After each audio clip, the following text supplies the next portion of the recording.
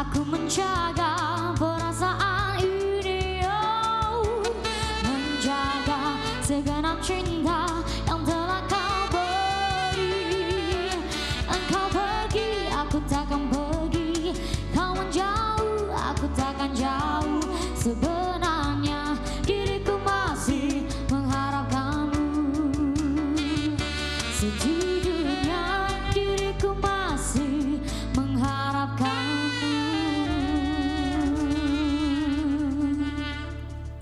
Dan yang pasti kita sekarang ini masih mengharapkan Dokter Nimas juga karena kita masih mempunyai beberapa pertanyaan tentang hewan tentunya ya. Dan juga kita masih ngobrol dengan Dokter Nimas. Kalau Anda penasaran juga tentang apa sih yang mungkin sedang dialami oleh hewan-hewan Anda di rumah, boleh kita buka line telepon di 031 738 0885. Kita ngobrol lagi nih Dok, tadi sempat saya tanya nih, ada beberapa peliharaan yang kadang-kadang pingin dijadikan satu tempat atau satu rumah. Itu apa aja yang biasanya bisa Dok? Bisa kok, antara kelinci dan anjing pun bisa.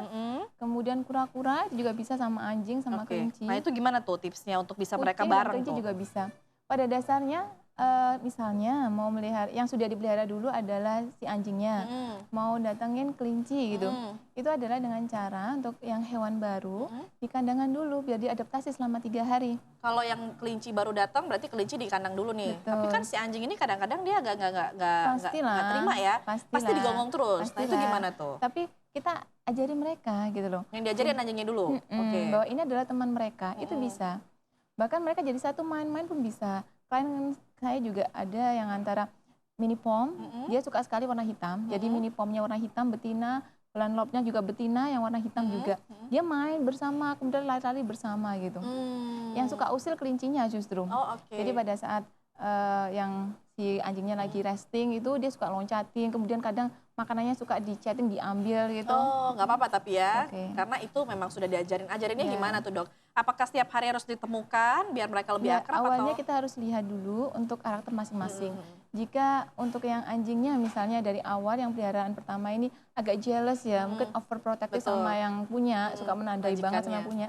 Nah, dia harus pelan-pelan dikenalkan sama hewan baru. gitu. Oke. Walaupun mungkin 1 hari 2 hari itu dia pasti ada ego yang tinggi gitu, tapi kita berusaha bahwa ini adalah temannya gitu. Ini bukan musuh, bukan saingan gitu loh. Diajari dengan kontak fisik, diajak ngobrol pasti bisa. Oh, oke. Jadi intinya adalah kalau memang Anda punya 1 atau 2 peliharaan atau lebih yang pengen dibarengkan, itu diajak ngobrol ternyata bisa ya Dok ya? Kemudian dilihat behaviornya dia.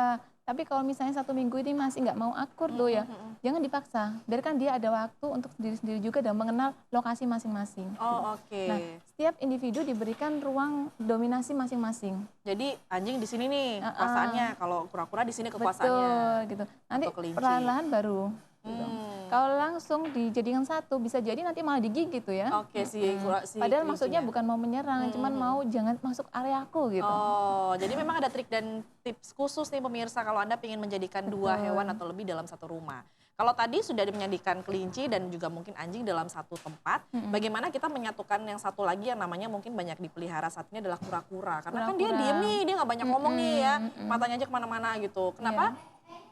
Nggak ada ngomongnya Ibu. Iya, benar ya. Tapi kalau anjing kan sama nggak banyak omong, Iya. dia nggak bisa kalau anjing kan dia ngomong. gogok gitu. Iya. Kura-kura suaranya gimana sih Dok, kura-kura? Kayaknya nggak terdengar Nggak ya. ngomong ya tuh. Bisa nggak nyeruin suara kura-kura? Kalau bisa saya kasih 1 Tapi hadiah. dia Dia bisa kalem ya. katanya. Tapi dia kalem ya kura-kura ya? banget. Oh oke, itu Jadi kita gimana juga jadi harus 1? tahu apakah dia sehat atau tidak, segar atau tidak. Dilihat dari aura ini, matanya. Matanya bersinar atau enggak. Kalau kita lebih sering kontak sama hewan kita tahu dia murung atau tidak. Nah itu yang ke PR ya Dok Kemudian ya? iya, kemudian kebersihan yang penting ya. Kadang-kadang kita nggak tahu tiba-tiba kok nggak mau makan, ternyata sudah mulai banyak jamurnya di cangkangnya itu. Oh cangkang itu bisa dibersihkan juga? Iya, dibersihkan, disikat bagian atasnya oke. gitu. Jadi memang bukan cuman yang lain aja yang diperhatikan, tapi juga mungkin beberapa peliharaan, kalau mungkin kayak pelihara kura-kura juga harus dibersihkan ya Iya, Dok dibersihkan ya? kan seperti dimandikan. Iya, oke. Kalau ada pertanyaan juga tadi sempat ada yang nanya juga tentang ikan ya. Iya. Kadang-kadang kita nggak ngerti mimik wajah dari ikan kalau mereka ini sakit atau gimana kan. Ngumpul semua sama aja gitu mukanya ikannya, kalau sakit, kalau bahagia, kalau apa tetap aja gitu. Tiba-tiba mati, ngawang. Tuh gimana tuh Dok? Nah, kita harus disiplin ya untuk kebersihan, untuk menguras air itu. Oke. kita komitmen mau berapa kali dalam seminggu ini, misalnya 1 minggu sekali atau 2 minggu sekali. Kemudian waktu untuk memberikan makan. Jadi kalau kita biasanya berikan pagi sama sore, lakukan itu gitu. Oke. Jangan jadikan misalnya, aduh nggak sempat nih sehari sekali aja sekalian banyak. Nah itu bisa membuat airnya menjadi lebih keruh dan lain sebagainya. Oh, oke. Nah, untuk kedisiplinan dalam untuk membersihkan itu juga pengaruh dari apakah dia nanti sehat atau tidak gitu. Kalau dari teman-teman band ada yang mau tanya nggak sama Dokter Dimas? Katanya keyboardisnya mungkin salah satu tips untuk merawat ikan ya, rajin memberikan minum katanya gitu. Mas permisi, Iya. hidupnya udah di laut air ya. Iya. Udah pernah makan ikan mentah belum? Nah, Ya. dia Ya, bicanya gitu. Dok, aku mau tanya, kalau boleh. kan akhir-akhir ini kan cuaca lagi buruk nih. Iya betul sekali. Kadang panas sekali, kadang Kalau keuangan buruk nggak keuangan? Nggak ya? Insya Semoga aja enggak ya. Insya Allah, Insya Allah. Iya, iya.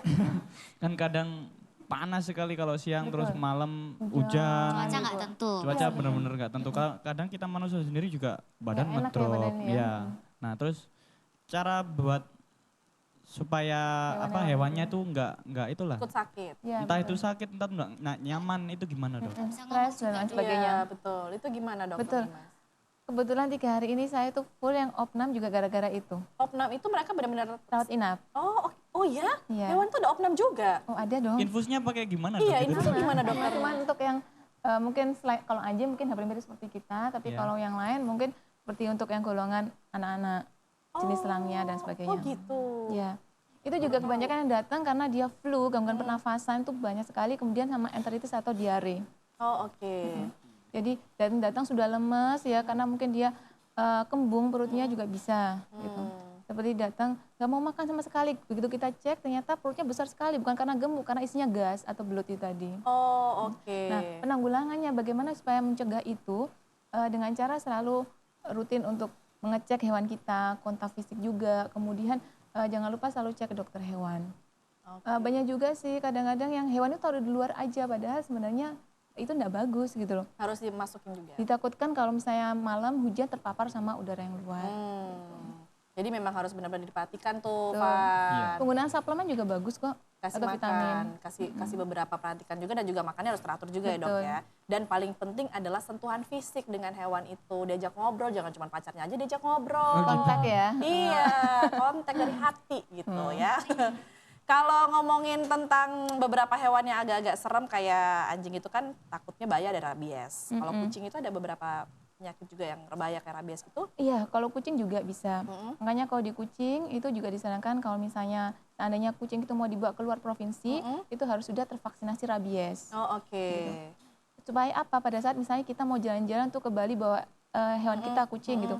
Kalau misalnya kita tidak memvaksin atau tidak hewan itu kucing itu tidak divaksinasi, dia tidak bisa keluar dari Bali Betul. ke Jawa Timur. Sama juga sebaliknya. Oke. Jadi memang harus benar-benar diperhatikan. Tapi kalau udah kadung kena nih dok, beberapa hewan yang udah kadung kena rabies itu gimana penyembuhannya? Oh, nggak ada obatnya kalau rabies itu. Jadi gimana? Tinggal tunggu aja gitu? Ada cara penanggulangannya.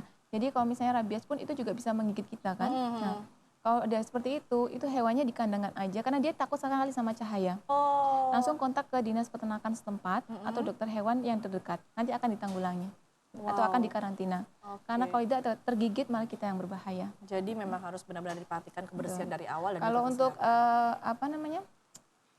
kelinci biasanya yang paling sering itu bukan rabies tapi skabies atau Skabies. skabiosis. Oke, kalau kelinci juga ternyata ada ya dok ya? Ya, tapi itu bukan karena virus, namun itu adalah golongan ektoparasitik. Apa itu, gimana itu dok? Seperti golongan cacing, itu bagian dari parasit. Oh oke. Jadi gatal-gatal, kemudian hampir full warnanya putih semua lah gitu.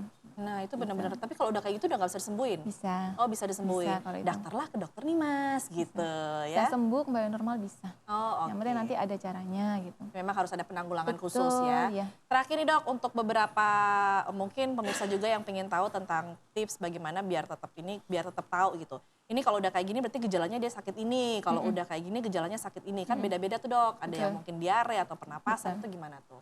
Sebelum itu terjadi gitu, kalau ini owner atau pemiliknya ini rajin untuk kontak fisik, kemudian melihat hewannya, apabila ada perubahan misalnya nafsu makan, kemudian mungkin menjadi lemas, tidak seaktif seperti biasanya, BAB atau urinasinya juga tidak normal, segera cek ke dokter hewan.